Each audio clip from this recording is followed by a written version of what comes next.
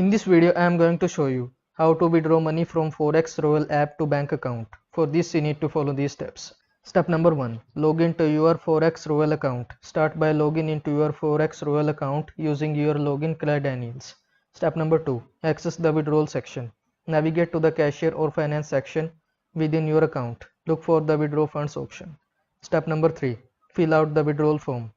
Click on withdrawal funds to open the withdrawal form. Here you will need to provide details such as withdrawal amount and your preferred withdrawal method. Step number 4. Choose your withdrawal method. Select the method through which you want to withdraw your funds. Common options include bank transfers, e-wallet or other payment gateways. Step number 5. Confirm the withdrawal request. Double check the withdrawal details and confirm your request. Ensure that all information is accurate. Step number 6. Wait for the process. You have submitted the withdrawal request. Allow some time for processing.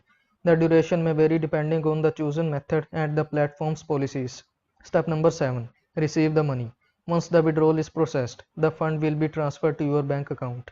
So that's all for this video. Don't forget to like this video and subscribe to my channel for more this type of content. Thank you so much for watching.